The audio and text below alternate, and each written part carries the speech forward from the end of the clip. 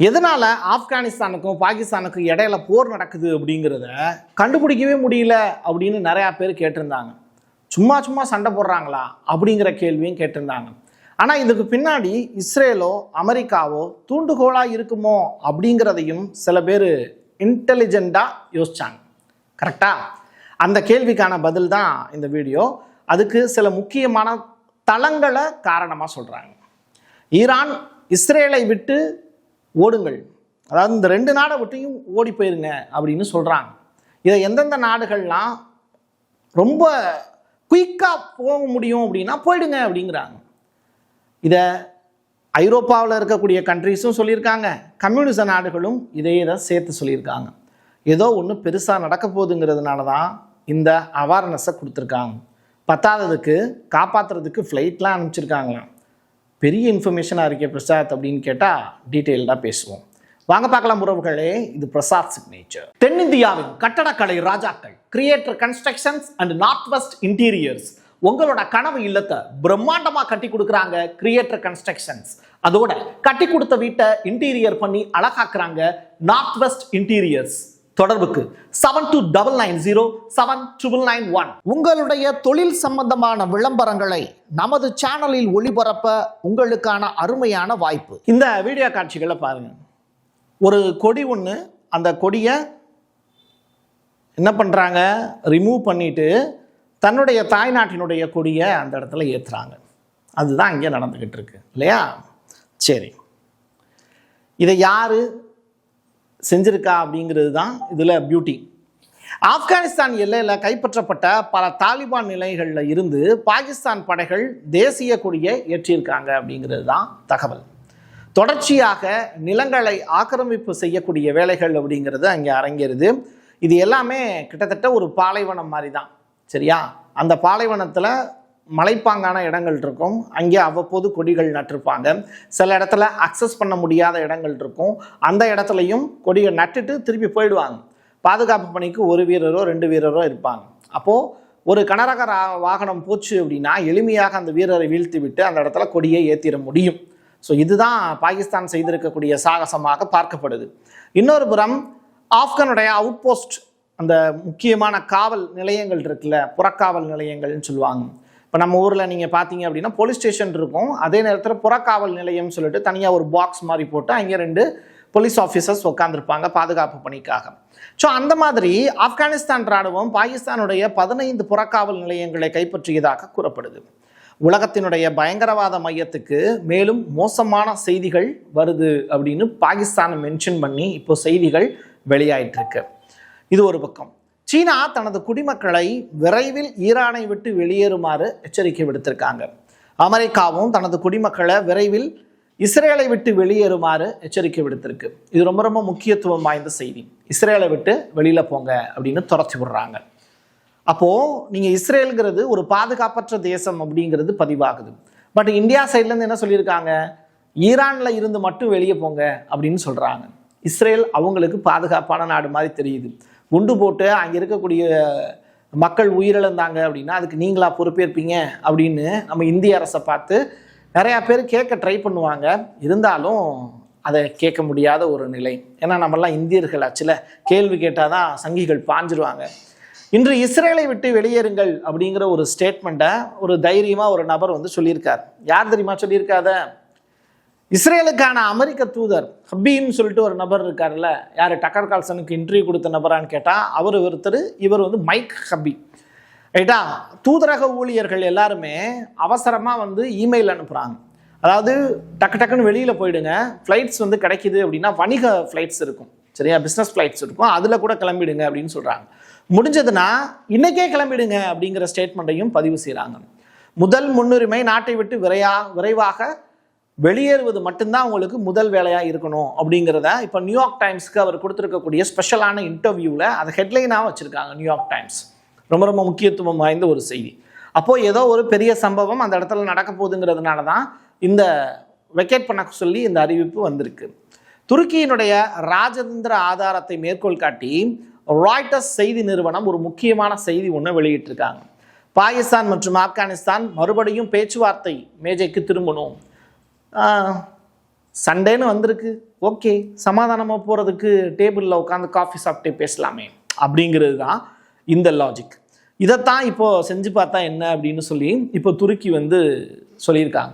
ஏற்கனவே உங்கள் கூட பேச்சுவார்த்தைலாம் பண்ணிட்டாங்களே சார் இஸ்தான்புல்ல.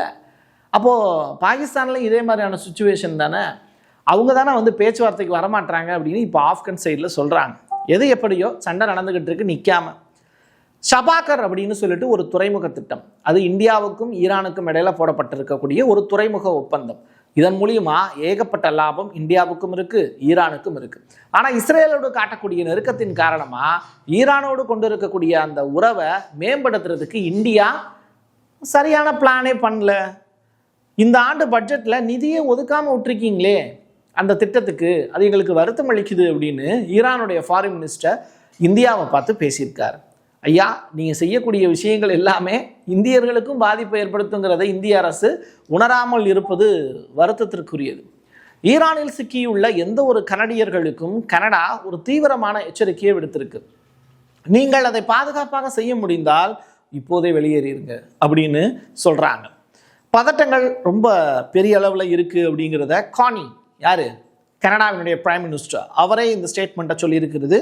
ரொம்ப யோசிக்க வேண்டிய ஒரு விஷயம். பாஸ்போர்ட் கையில் இருந்துச்சுன்னா தயவுசெய்து கிளம்பி வந்துருங்க அப்படின்னு சொல்கிறார்.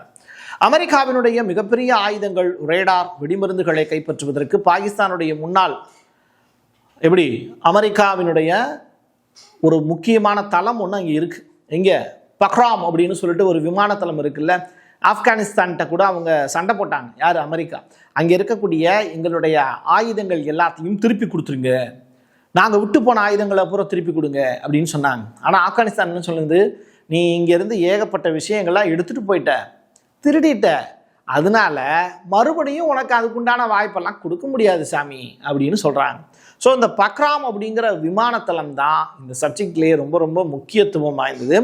ஸோ மறுபடியும் அதை கைப்பற்றுவதற்கு பாகிஸ்தானை வைத்து இப்போ பெரியதொரு காய் நகர்த்தலை செய்து வருகிறது இஸ்ரேலும் அமெரிக்காவும்.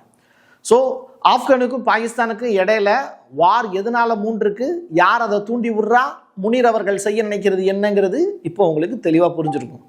சரி, ஆப்கானிஸ்தானுடைய தாக்குதலில் 274 தாலிபான் போராளிகள் கொல்லப்பட்டிருப்பதாகவும் 400 பேர் காயமடைந்திருப்பதாகவும் செய்திகள் இப்போ சொல்லுது. ரொம்ப பெரிய அளவில் இழப்பு தான். போர்னா இழப்புகள் இருக்கத்தான் செய்யும். அது பொதுமக்களுக்காக இருக்கக்கூடிய பட்சத்தில் அது சங்கடத்தை ஏற்படுத்தக்கூடியது. ரஷ்யா ஆப்கானிஸ்தான் மற்றும் பாகிஸ்தானை பதட்டத்தில் நிறுத்தி பேச்சுவார்த்தையை மறுபடியும் தொடங்குறதுக்கு இப்போது நாங்கள் கூட வரோம் அப்படின்னு சொல்லியிருக்காங்க. அதாவது ரஷ்யாவினுடைய வெளியுறவுத்துறை அமைச்சகத்தினுடைய செய்தி தொடர்பாளர் மரியா இருக்காங்கல்ல, அவங்க இந்த ஸ்டேட்மெண்ட்டை சொல்கிறாங்க. காபூல் வந்து ரொம்ப பதட்டமான ஒரு நிலையில் இருக்குது, மக்களுக்கு அச்சத்தை ஏற்படுத்தக்கூடிய எந்த ஒரு விஷயத்தையும் 2 நாடுகளும் செய்யாதீங்க, சமாதானமாக போங்க அப்படின்னு சொல்கிறாங்க. Ukraine Russia panchayat முடிஞ்சிருச்சாங்க. 5 வருஷமாக நடத்திக்கிட்டு இருக்கீங்களேங்க போரை, நீங்கள் இன்னொரு நாட்டில் போய் வந்து போரை நிறுத்துங்கன்னு சொல்கிறதுக்கு என்ன, யாருங்க உங்களுக்கு ரைட்ஸ் கொடுத்தா அப்படிங்கிற கேள்வியை ரஷ்யாவை பார்த்து மற்ற நாடுகள் கேட்பாங்களா மாட்டாங்களா? அதான் விஷயம். சரி, ரொம்ப சிம்பிளாக ஒரு விஷயம் இப்போ ட்ரம்ப் வந்து சொல்லியிருக்காரு. என்னென்னா, அமெரிக்காவினுடைய மிக முக்கியமான தளங்கள் எல்லாத்தையும் ஈரான் 12,000 மைல் தாண்டி வந்து அட்டாக் பண்ண முடியும், அவங்கக்கிட்ட அணுசக்தி ஏவுகணைகள் இருக்குது, அவ்வளோ தூரம் தாண்டி வந்து அட்டாக் பண்ணுவதற்கு வல்ல சக்திகள் அவங்கக்கிட்ட வச்சுருக்காங்க அப்படின்னு சொல்கிறார். உடனே இது அமெரிக்காவினுடைய உளவுத்துறை இருக்குல்ல, அதை மறுக்குது. எப்படின்னா, அவங்க கிட்ட இருக்கக்கூடிய கண்டம் விட்டு கண்டம் தாவக்கூடிய ஏவுகணை ICBM இருக்குல்ல, அதை அவங்க ரெடி பண்ணுறதுக்கே 2035 ஆகும். எப்படி, 2035ஆவது ஆண்டில் தான் அவங்க அதை ரெடி பண்ண முடியும். இதை US காங்கிரஸ் ரிப்போர்ட்டாகவே ஃபைல் பண்ணியிருக்கு அப்படின்னு உண்மையான ஆதாரங்களை அப்படியே US காங்கிரஸுக்கு ஃபார்வர்ட் பண்ணியிருக்காங்க அமெரிக்க உளவுத்துறை. இதை கையில் எடுத்து பேசியிருக்கக்கூடிய US காங்கிரஸினுடைய மெம்பர்ஸ், ட்ரம்ப்பு ஈரான் மீது போர் தொடுப்பதற்காகத்தான் இந்த விஷயத்தெல்லாம் பொய்யா சொல்லிக்கிட்டு இருக்காரு, அவர் சொல்றதுல உண்மை இல்லைன்னு அமெரிக்காவினுடைய உளவுத்துறையே சொல்லிட்டாங்கிற அந்த ஆதாரத்தை பூரா எடுத்து கொட்டுறாங்க. அப்போ ட்ரம்ப் ஏதோ ஒரு பெருசாக ஒரு சம்பவத்தை செய்ய போறாரு ஈரானில், அதுக்கு US காங்கிரஸினுடைய அனுமதியும் வாங்க மாட்டாரு அப்படிங்கிறது இப்போ இவங்க சொல்லியிருக்கக்கூடிய ஸ்டேட்மெண்ட்டை வச்சு புரியுது. ரைட், எது எப்படியோ ஒரு ஈரான் பாகிஸ்தானுக்கும் ஆப்கானிஸ்தானுக்கும் இடையில நடந்த அந்த போரை பற்றி இப்போ நம்ம செய்தியாக சொல்லிக்கிட்டு இருக்கோம். இன்னைக்கு காலையில், நாளை காலையில் ஈரான் மீது அமெரிக்கா தாக்குதல் நடத்தியது அப்படிங்கிற செய்தி கூட வரலாம், வராமலும் போகலாம். அது ட்ரம்ப் எடுக்கக்கூடிய முட்டாள்தனமான முடிவை பொறுத்தது. என் கையெழுத்து என் மக்களுக்கானது உறவுகளே. மீண்டும் ஒரு பதிவில் சந்திக்கலாம். நன்றி, வணக்கம். Prasad signature media broadcasting private limited. நீங்க நியூஸ் ரீடரா மாறணுமா, கண்டென்ட் கிரியேட்டரா உருவாகணுமா, சேட்டலைட் சேனல்ல ரிப்போர்ட்டரா வேலை பார்க்கணுமா, டாக்குமெண்ட்ரி மேக்கிங்ல இருந்து ஜேர்னலிசம் பற்றிய முழுமையான பயிற்சி பெற உங்களுக்கான அருமையான வாய்ப்பு. எங்களை தேடி வாங்க. ஆன்லைன் மற்றும் நேரடி பயிற்சி வகுப்புகளும் சர்டிபிகேட் கோர்ஸாவே கத்துத்தரும். மீடியா துறையில் 10 ஆண்டுகளுக்கு மேல அனுபவம் உள்ளவர்கள் பயிற்சி கொடுப்பார்கள். வாய்ஸ் ஓவர் தொடங்கி வாய்ஸ்லெஸ் பீப்புளுக்காக உங்களை சிறந்த ஜேர்னலிஸ்டா உருவாக்க வேண்டியது எங்களோட பொறுப்பு. ஸ்கூல்ஸ் அண்ட் காலேஜஸ்ல ஜூனியர் ஜேர்னலிஸ்ட்ங்கிற பேர்ல ஒர்க் ஷாப்பும் கண்டக்ட் பண்ணி கொடுக்கிறோம். மோட்டிவேஷனல் ஸ்பீக்கரா கடந்த 15 ஆண்டுகளா கல்வி நிறுவனங்களுக்கு நிகழ்ச்சிகளும் நடத்தி தரோம். தொடர்புக்கு 9944790333 94493594 prasad@gmail.com. உங்களுடைய தொழில் சம்பந்தமான விளம்பரங்களை நமது சேனலில் ஒளிபரப்ப உங்களுக்கான அருமையான வாய்ப்பு.